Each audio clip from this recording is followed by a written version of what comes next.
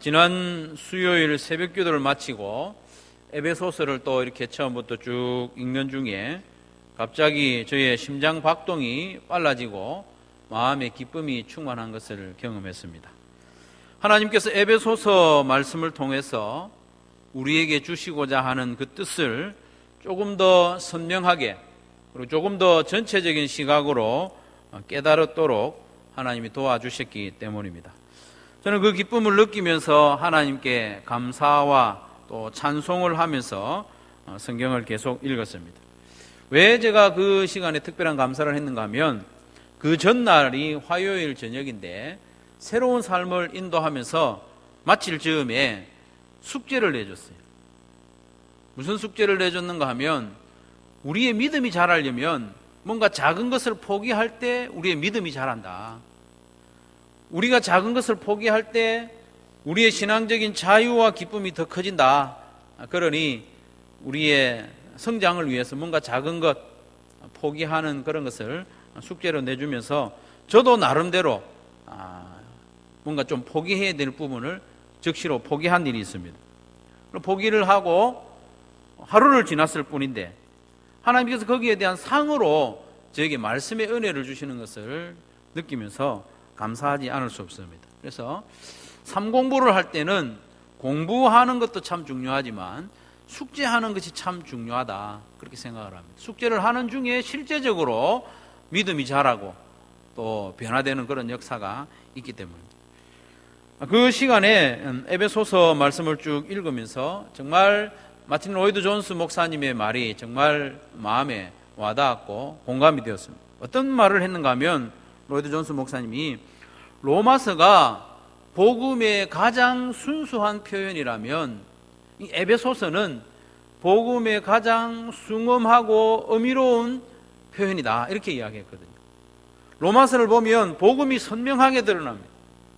이신칭이 믿음으로 구원받는 그런 내용들이 선명하게 드러나는데 이 에베소서에서는 그 복음이 어떻게 드러나는가 하면 하나님의 큰 그 계획이 에베소서를 통해서 우리에게 주어지는 거죠.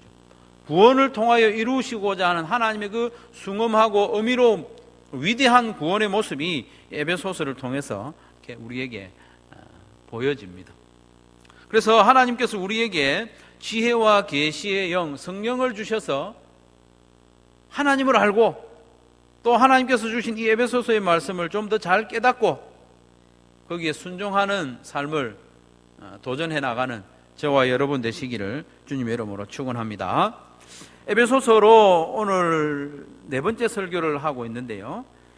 1장 1절 2절에서는 하나님께서 우리에게 관계를 얼마나 소중하게 여기시는가 그것을 말씀을 드렸고 3절에서 14절 말씀에서는 이 바울의 찬송을 통하여 성부, 성자, 성령 하나님이 행하신 그 구원의 은혜가 얼마나 큰지 그것을 우리가 찬송해야 된다 그것을 살펴보았고 지난주에는 15절부터 23절까지 말씀에서 바울의 기도를 살펴보았습니다.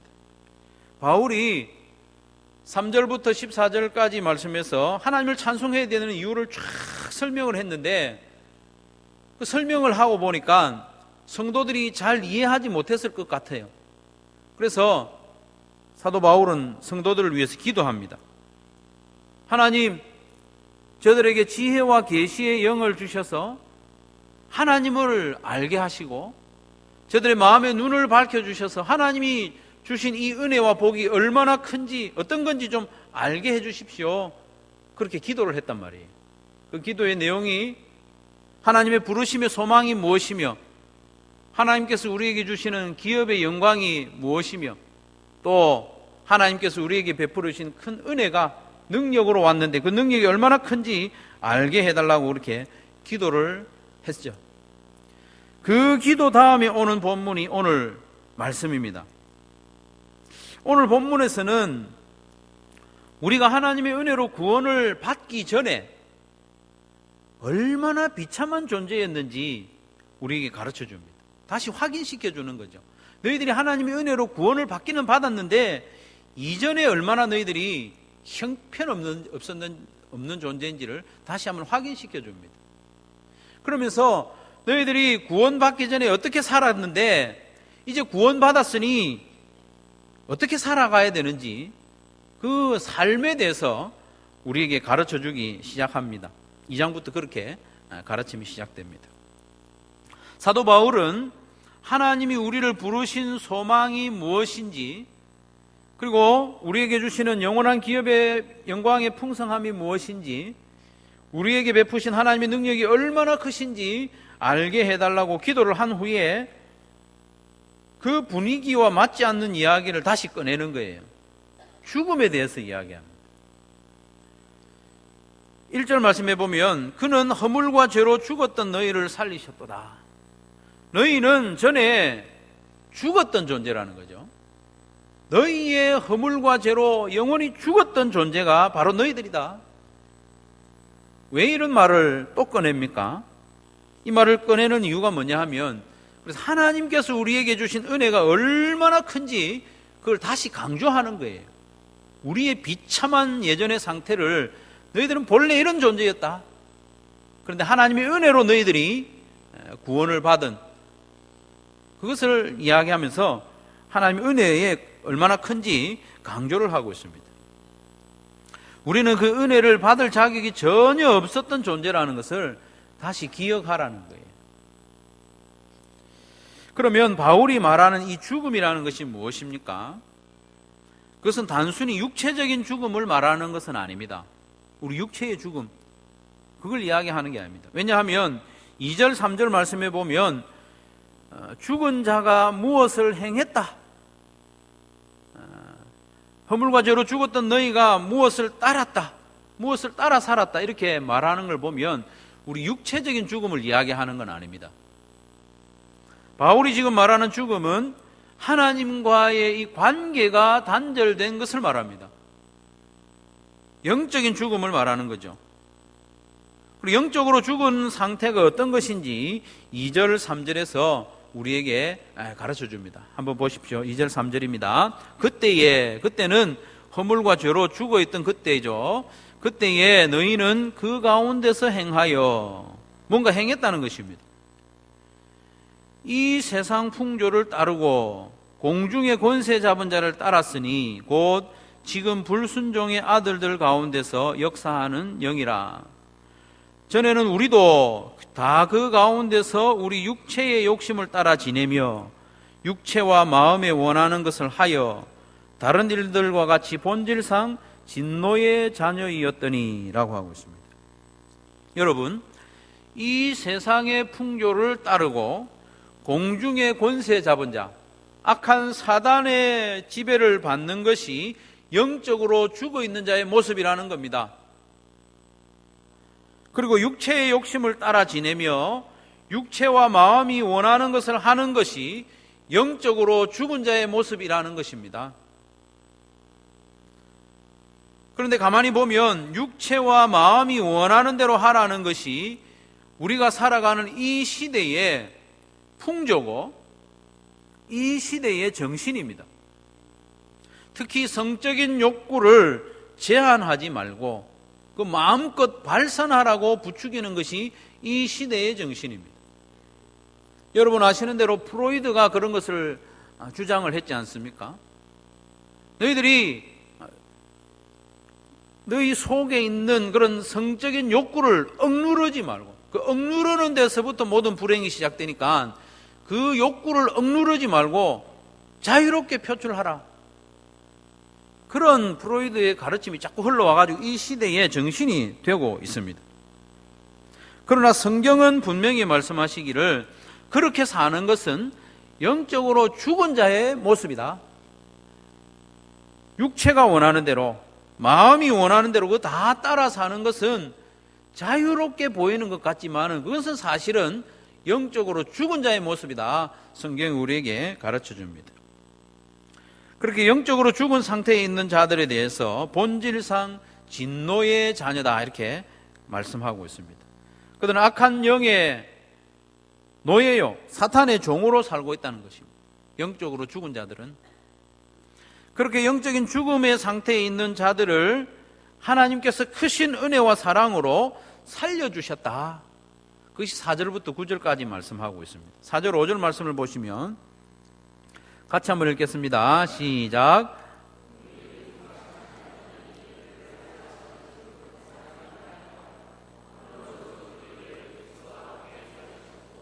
너희는 은혜로 구원을 받은 것이라 말씀하고 있습니다. 여러분, 죽은 자는 스스로 살아날 수 없습니다. 물에 빠진 사람은 스스로를 건져낼 수 없습니다. 누군가 건져주어야 합니다. 사탄의 종도 마찬가지입니다. 사탄의 종은 결코 자기 스스로의 힘으로 그 종의 자리에서 해방될 수 없습니다. 절망적인 상황이죠. 그런 절망 가운데 있는 우리를 하나님이 그 크신 사랑으로, 은혜로 살려주셨다 말씀하고 있습니다. 우리를 살리시는데 그리스도 안에서 살려주셨다고 했습니다. 그리스도 안에서 살리셨다고 하는 것은 말씀드린 대로 그리스도의 십자가 죽음을 값을 주고 우리를 살려주셨다는 거예요. 그리스도 안에서 우리를 살리셨다는 것은 하나님과 우리의 관계를 회복시켜 주셨다는 거예요. 살린다는 것은 관계를 회복시켜 주셨다는 뜻입니다. 죽음이란 하나님과의 관계가 단절되고 사탄의 종노릇 하는 것이라고 했습니다. 그래서 하나님께서 우리를 다시 살리셨다는 것은 사탄의 종노릇 하던 데서 건져내 가지고 하나님과의 관계를 회복시켜 주셨다는 거죠. 이것이 구원이고 생명입니다. 그리고 우리를 살리시되 그리스도와 함께 살리셨다는 것은 성부 하나님과 성자 예수님의 관계처럼 우리와 성부 하나님과의 관계도 그렇게 만들어 주겠다는 말씀입니다. 예수님이 성부 하나님과 친밀한 것처럼 우리와도 친밀한 관계를 회복시키겠다는 것이 바로 그리스도와 함께 살리시다. 6절 말씀에 보면 또 함께 일으키사 그리스도 예수 안에서 함께 하늘에 앉히셨다고 했습니다. 이 말씀은 구원받은 성도들이 예수님과 함께 영광과 권세를 영원토록 누리게 해 주시겠다는 영광스러운 말씀인 거죠. 그러면서 하나님께서 우리를 다시 살리시는 구원을 새로운 창조다 이렇게 말씀하고 있습니다. 10절 말씀에 보면 우리는 그가 만드신 바라 그리스도 예수 안에서 선한 일을 위하여 지으심을 받은 자니 이 일은 하나님이 전에 예비하사 우리로 그 가운데서 행하게 하려 하심이니라 말씀하고 있습니다. 에베소서 2장 10절 말씀은 대단히 중요한 말씀입니다. 우리는 그가 만드신 바라고 했습니다. 우리는 그가 만드신 바라. 여기서 만드다고 하는 말이 포이에마라는 말인데 창조물을 가리킵니다. 창조물. 창조물 가운데서도 특별히 어떤 예술가들, 뛰어난 예술가들, 장인이 만든 작품을 가리켜서 포이에마라고 하는 거예요. 그리고 이어지는 말씀에 보면 선한 일을 위하여 지으심을 받은 자라고 했는데 여기서도 지으심을 받은 자, 크티조, 이것도 창조한다는 말이에요. 창조한다는 말. 하나님이 천지를 창조하실 때 말씀하셨던 그 창조를 말합니다. 그래서 고린도후서 5장 17절 말씀에 보면 구원을 새로운 창조로 말씀합니다. 그런즉 누구든지 그리스도 안에 있으면 새로운 피조물, 창조물이라 이전 것은 지나갔으니 보라 새 것이 되었도다 말씀합니다. 성도 여러분, 하나님께서 독생자 예수님을 십자가에 내어주시면서까지 우리를 구원하셨는데 우리를 구원하신 그 구원이 새로운 창조라는 거예요. 재창조라고 말씀하고 있습니다. 여기는 깊은 의미가 있습니다. 왜냐하면 우리를 구원하신 목적이 여기에 들어있기 때문에 우리를 새로운 창조물로 만드신 목적이 여기에 들어있습니다. 저와 여러분이 예수님을 믿고 죄 사함을 받은 후에 생명을 우리가 얻었지 않습니까? 영원한 생명을 얻은 그것이 마지막 사건이 아니라는 겁니다. 내가 구원을 받고 생명을 얻은 것이 마지막 사건이 아니라는 것입니다. 구원이 새로운 창조인 것은 죄로 말미암아 망가진 첫 첫 번째 창조의 세계와 그리고 하나님이 첫 번째 창조의 목적, 그것이 다시 가동되기 시작했다는 것입니다. 그래서 구원은 저와 여러분의 개인적인 사건에 머무는 것이 아니라 하나님의 새로운 창조이고 또 하나님께서 새로운 창조를 통해서 이루시고자 하는 그 놀라운 일의 시작이 되는 것입니다. 우리의 구원은 마지막이 아니라 시작입니다. 무엇의 시작입니까? 하나님의 창조를 통해서 이루시고자 하는 그 위대한 일의 시작이 되는 것입니다. 그래서 이어지는 말씀에 이르기를 우리는 그 가운데서 행하도록 살리심을 받았다는 거예요.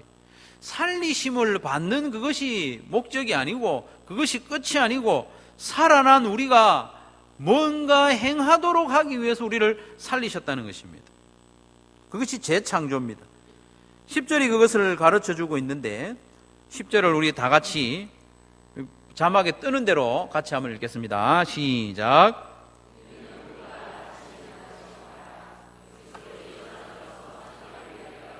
다시 지으심을 받은 자니 이 일은 하나님이 전에 예비하사 우리로 그 가운데서 행하게 하려 하심이니라. 아멘. 여러분, 우리를 다시 살리시고 구원하시고 새롭게 창조하신 이유와 목적이 있다는 것입니다. 그것이 무엇입니까? 그것이 무엇인지 우리는 생각해 봐야 되는데, 그리스도 안에서 다시 만드셨다고 했는데 하나님이 미리 예비하신 선한 일을 위하여 그렇게 하셨다는 거예요. 하나님이 미리 예비하신 선한 일을 위하여 우리를 다시 만들었다는 거예요. 재창조했다는 거예요. 그리고 우리로 그 선한 일 가운데 행하게 하기 위해서 우리를 다시 살리시고 재창조를 하셨다는 겁니다. 우리를 살리시는 것 자체가 목적이 아니라 그 가운데서 행하도록 하기 위해서, 우리가 뭔가 하도록 하기 위해서. 그러면 우리가 행해야 할 선한 일이 무엇인지 알아야 됩니다. 선한 일 이렇게 하니까 도덕적으로 착하게 사는 것, 그렇게 생각하기 쉬운데 거기에 머무는 게 아닙니다. 우리로 하여금 그냥 단지 야, 저 사람 착하네, 그런 소리 듣도록 우리를 다시 살린 게 아니라는 겁니다. 하나님께서 죄와 허물로 죽은 우리를 다시 살리시면서 행하게 하신 일이 있습니다. 하나님께서 우리를 새로운 창조물로 만드시면서 행하게 하신 일이 있습니다. 두 가지로 살펴볼 수 있는데요. 첫 번째로는 영적으로 죽었던 우리를 다시 살리신 측면에서 생각해 볼 수 있고, 두 번째로 새로운 창조라는 측면에서 생각해 볼 수 있습니다. 먼저 영적으로 죽었던 자가 다시 살아났으니 이제는 좀 다르게 살아야 된다, 그런 의미입니다. 그 힌트가 2절과 3절에 나옵니다. 2절, 3절에 보면 영적으로 죽었던 자가 어떻게 살았느냐, 그것을 말씀하면서 영적으로 다시 살아난 자는 어떻게 살아야 되는지 우리로 하여금 가르쳐 주는 것이죠. 2절, 3절입니다. 그때의 너희는, 여기서 너희는 에베소 교회의 성도들, 이방인 성도들을 말하죠. 그때의 너희는 그 가운데서 행하여 이 세상 풍조를 따르고 공중의 권세 잡은 자를 따랐으니 곧 지금의 불순종의 아들들 가운데서 역사하는 영이라. 악한 영의 지도를 따라서 살았다는 것이죠. 3절입니다. 그리고 전에는 우리는 사도 바울을 비롯한 유대인 그리스도인을 말합니다. 유대인 그리스도인인 우리도 다 그 가운데서 우리 육체의 욕심을 따라 지내며 육체와 마음에 원하는 것을 하여 다른 이들과 같이 본질상 진노의 자녀이었다, 이렇게 고백을 합니다. 우리가 영적으로 죽은 자였을 때에 어떻게 살았느냐, 이 세상 풍조를 따르고 공중의 권세 잡은 자를 따라 살았다고 했습니다. 그리고 우리가 영적으로 죽은 자였을 때 우리는 육체의 욕심을 따라 지내며 육체와 마음이 원하는 것을 행하면서 살았다. 악한 영, 사탄을 따라 행하는 것과 육체와 마음이 원하는 대로 행하는 것은 2절 3절에 나오는데 이게 다른 게 아닙니다. 왜냐하면 사탄이 우리에게 말하는 게 뭐냐 하면 육체와 마음이 원하는 대로 살아라, 그거거든요. 사탄이 아담과 하와를 유혹할 때 너희가 원하는 대로 하는 게 좋은 거야, 그렇게 유혹했지 않습니까? 그렇기 때문에 육체와 마음이 원하는 대로 사는 것과 사탄의 그 속삭임대로 살아가는 것은 다른 게 아니고 같은 겁니다. 사탄은 예나 지금이나 한결같이 우리에게 속삭입니다. 네가 원하는 대로 해. 너의 마음이 원하는 대로 해. 너의 육체가 요구하는 대로 살아. 그건 네가 결정하면 돼. 너의 결정이 소중해. 너 위에 권위가 따로 있는 것이 아니라 너가 권위야. 너는 모든 권위로부터 해방되어야 해. 이것이 사탄의 속삭임입니다. 지금도 이 시대의 사람들에게 그렇게 속삭이고 있습니다. 세상의 가치관을 따라 살도록 사탄은 우리를 부추깁니다. 성도인 우리에게도 그렇게 부추깁니다. 물질 만능주의에 물들도록 돈이 최고인 것처럼, 돈이 된다면 믿음도 배반하고 돈이 된다면 기꺼이 거짓말도 하도록 사탄은 우리를 유혹하고 부추기는 것이죠. 성공지상주의에 따라 살도록, 이기적인 마음을 가지고 살도록 사탄은 지금도 우리를 부추깁니다. 세상이 다 그렇지 않냐?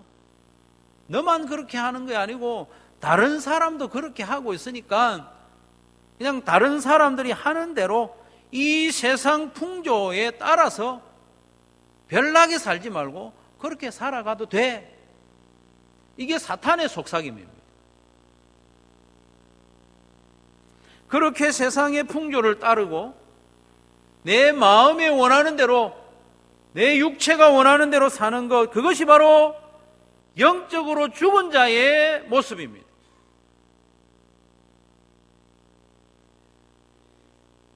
그런데 10절 말씀에도 보면 2절과 3절에 표현된 그 비슷한 표현이 나옵니다.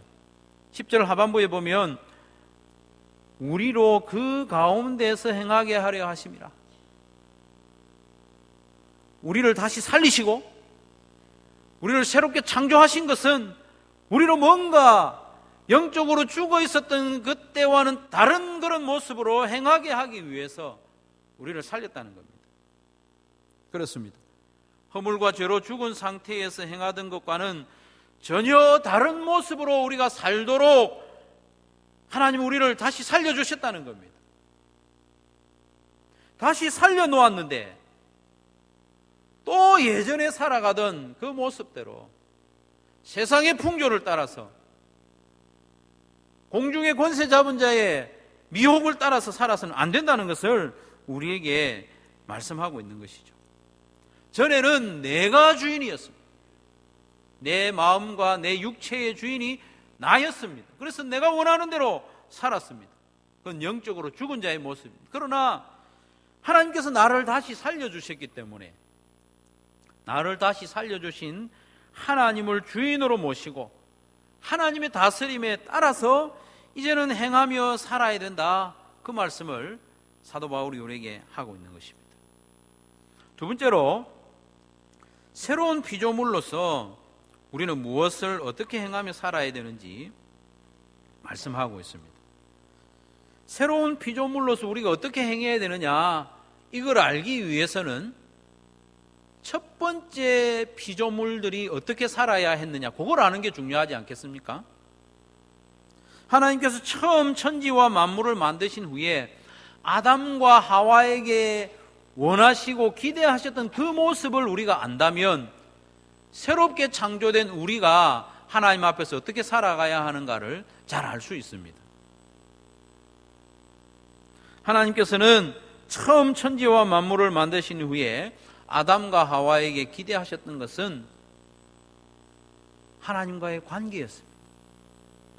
화목한 관계, 하나님의 권위와 하나님의 창조 질서를 인정하는 가운데 아름다운 관계를 맺어가는 것이 하나님의 기대였습니다. 하나님을 하나님으로 인정하는 가운데 하나님과 친밀한 교제를 나누는 것이 하나님의 기대였고, 아담과 하와가 만들어졌을 때 둘이 서로 사랑하는 가운데 서로 돕는 배필로 아름다운 가정 공동체를 세우는 것이 하나님의 기대였습니다.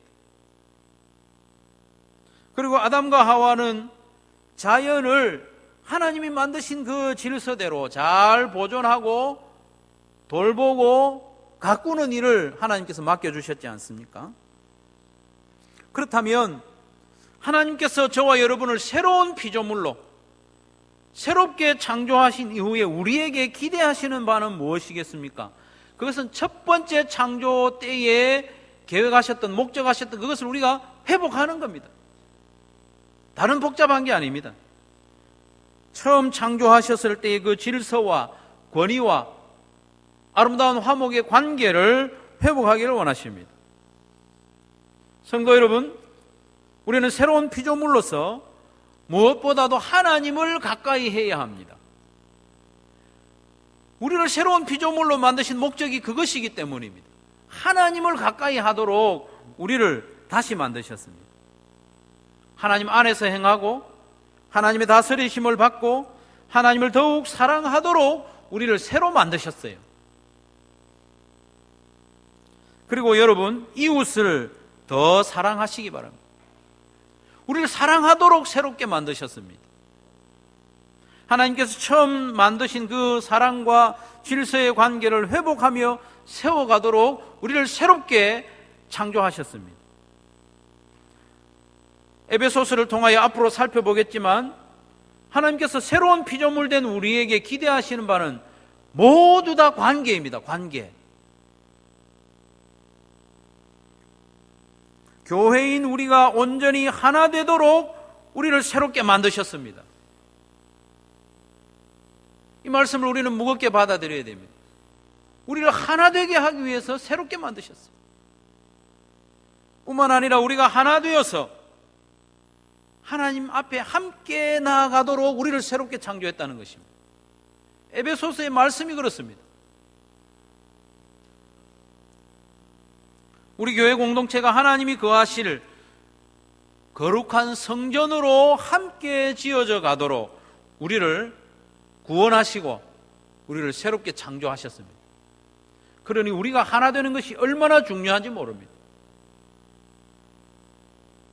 하나님은 우리를 새롭게 창조하시되 하나님 처음에 계획하셨던 그 아름다운 관계의 가정, 그 아름다운 가정이 회복되기를 원하십니다. 남편을 머리로 인정하며 존경하며 순종하라고 말씀합니다. 아내를 사랑하되 주께서 교회를 위하여 목숨을 주신 것처럼 사랑하라고 말씀하십니다. 이런 말씀들은 윤리적인 말씀이 아니라 하나님이 천지를 창조하실 때부터 가지고 계셨던 근본적인 목적이기 때문에 우리를 새롭게 창조하신 이후에 이 말씀들을 우리에게 주시는 겁니다. 부모와 자녀 간의 관계, 직장과 사회에서 모든 관계를 아름답게 화목하게 만들라고 우리를 새롭게 창조하셨습니다. 그러나 공중의 권세 잡은 자의 조종을 받고 있는 이 시대와 풍조는 그것과 정반대로 흘러가고 있습니다. 그 모든 관계를 파괴시킵니다. 사탄은 이 시대의 모든 사람들에게 너 개인의 결정이 중요하다고 자꾸 이야기합니다. 그래서 모든 관계를 파괴합니다. 하나님의 권위와 질서를 인정하지 않습니다. 사탄의 궁극적인 목적은 그거거든요. 하나님의 권위를 부정하게 만드는 것. 그것을 위해서 가정을 깨고 부모의 권위를 해체시키고 가르치는 자의 권위를 해체시키는 겁니다. 궁극적인 목적은 하나님의 권위를 부인하는 것입니다. 그게 공중 권세 잡은 자의 목적인 것이죠. 이 시대는 부모는 부모가 아니라 남이다 이렇게 가르칩니다. 사탄의 가르침입니다. 우리 자녀들이 그렇게 배우고 있습니다. 부모는 부모가 아니고 남이다, 타인이다. 이게 이상하게 들릴지 모르지만 성도 여러분, 우리 자녀들이 그런 문화 가운데 살고 있습니다. 우리는 그걸 알아야 됩니다. 부모는 남이고 타인이기 때문에 부모의 교훈과 가르침을 억압이다 이렇게 가르칩니다. 그래서 그것을 거부해야 된다, 우리는 거기서 벗어나야 된다 이렇게 가르치는 것이 이 시대의 풍조입니다. 자녀들의 세대로서 듣기에 얼마나 달콤하게 들리겠습니까? 그러나 부모의 권위, 가정의 질서, 이것은 하나님이 세우신 것입니다. 허물과 죄로 죽었던 우리가 하나님의 크신 사랑과 은혜로 다시 살리심을 받았으니 우리는 이제 누구의 말을 따라서 살아야 하느냐, 그걸 오늘 본문이 우리에게 도전하고 있습니다. 공중의 권세 잡은 자의 달콤한 속삭임을 따를 것인지, 아니면 하나님의 말씀을 따를 것인지, 그걸 우리에게 도전하고 있습니다. 새로운 피조물이 된 우리는 하나님께서 처음 창조하셨을 때 가지셨던 그 아름다운 질서와 권위와 화목한 관계를 회복하도록 우리를 새롭게 창조하셨다는 것을 여러분 기억하시기를 바랍니다. 사랑하는 성도 여러분, 에베소서는 우리 개인의 구원을 그려주는 책이 아닙니다. 거기에 그치는 책이 아닙니다. 사탄의 속삭임과 죄로 말미암아 엉망이 되어버린, 그래서 창조의 질서와 창조의 목적이 다 엉망이 되어버린 이 시대에 하나님의 위대한 계획을 우리에게 알려주시는 그런 놀라운 책입니다. 그래서 에베소서는 복음의 가장 어미롭고 숭엄한 표현입니다. 에베소서 1장 10절에 말씀하신 대로 하늘에 있는 것이나 땅에 있는 것이 다 그리스도 안에서 통일되게 회복되게 하려 하심이라. 에베소서 1장 10절 말씀은 하나님의 구원의 궁극적인 모습을 보여주는 겁니다. 그러면 그 놀라운 구원의 비밀, 궁극적인 그 위대한 그 구원의 모습을 우리에게 미리 알려주시는 이유가 뭡니까? 이건 비밀인데 알려주시는 이유가 무엇이겠습니까? 우리를 그만큼 존귀한 존재로 인정해 주셨다는 겁니다. 놀랍지 않습니까? 하나님의 비밀을 우리에게 알려주셨습니다. 우리를 하나님의 자녀로 삼으셨기 때문에. 또한 우리로 하여금 그 영광스럽고 위대한 그 우주적인 구원의 역사에 우리를 동참시키는 초대인 것이죠.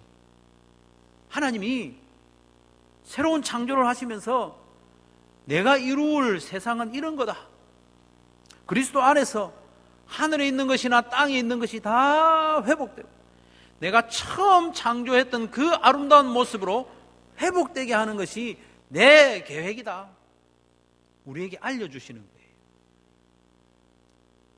그 위대한 구원의 역사에 우리가 동참하도록 영광인 줄 아시기 바랍니다.